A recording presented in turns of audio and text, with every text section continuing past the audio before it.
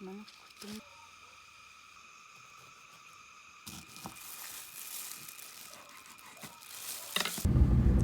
Hi guys, puntahan muna natin si Mother kasi marami siyang pinya.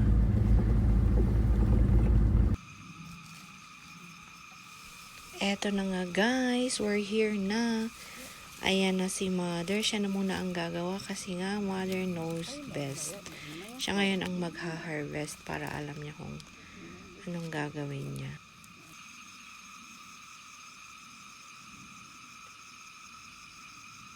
Ang gudi launo na.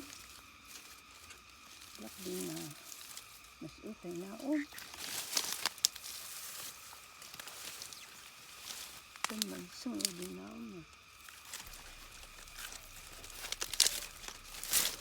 Oh, diba? Sino mag-aakalang may pinya dyan?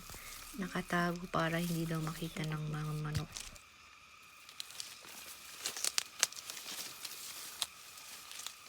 Tapos, tinakpan na rin yan ng mga damo-damo.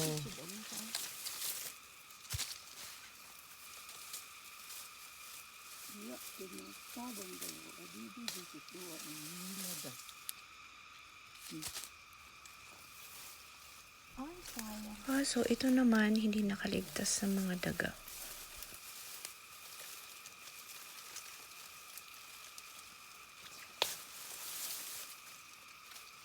Libo isa naman.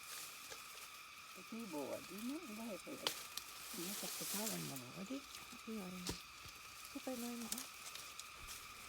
Ipapakain daw sa mga manok yung mga nasira para hindi sayang. Na naman, no? Tuloy din nabila ano di. Ala pa ipakan ko sa manok. Tindi. Sana.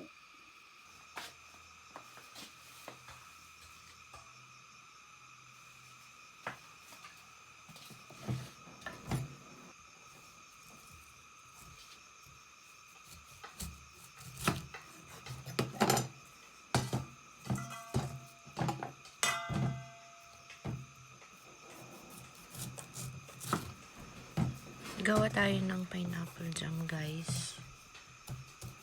Overripe na kasi yung mga iba dito.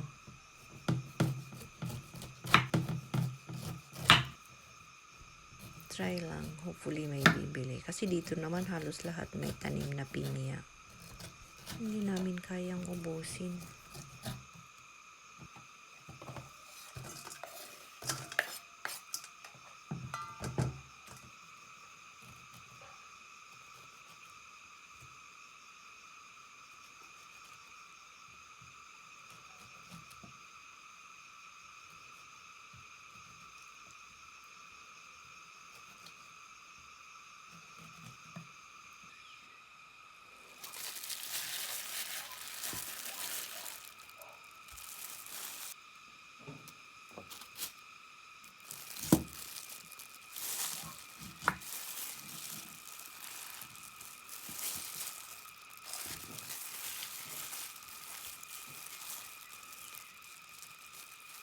Tanggalin natin yung nasira para hindi siya sasama sa nailuluto.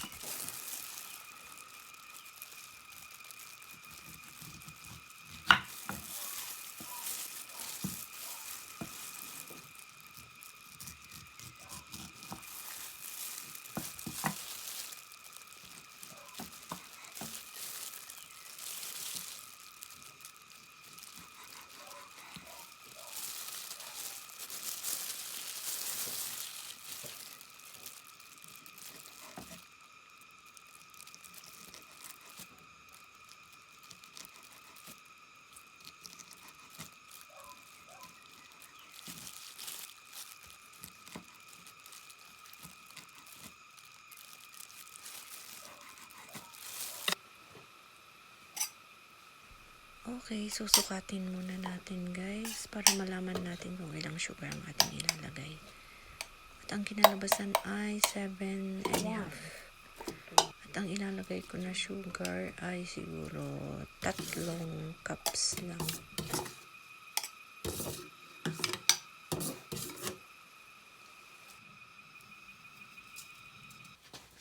Okay guys, dito na natin lutuin kasi nga matagal-tagal ang lutuan nito at mahalang gas.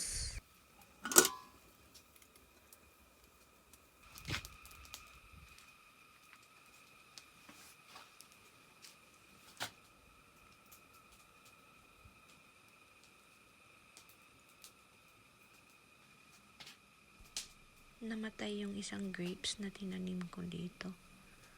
Pero yung isa siya lang ang nag-survive. Ewan ko lang kung tatagal or lalaki pa yung isang grapes na yun.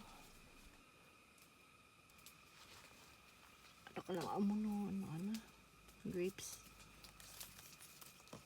Baka lang mabiyag. Ito ang mga tanim ni mother na luya.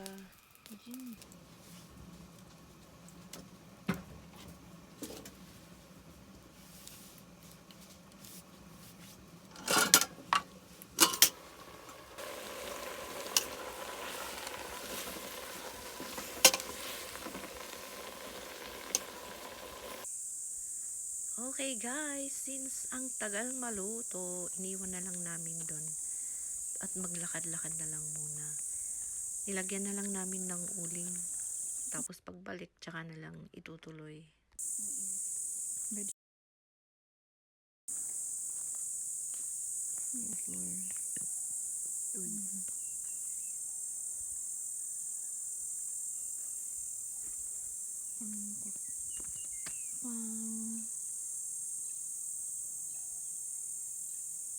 na pinto-pintur. Ano ka man may met mo yung pintor na?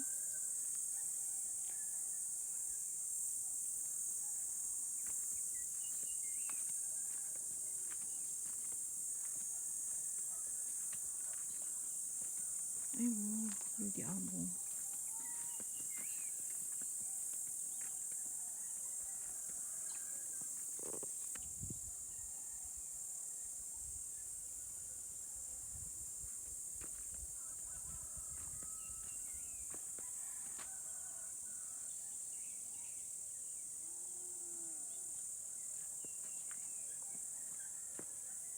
Tita ba bumaba or antay dyan nga to?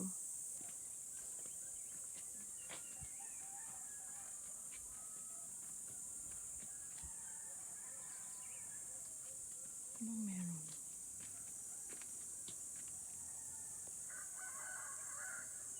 Tupad. Barangay official corner.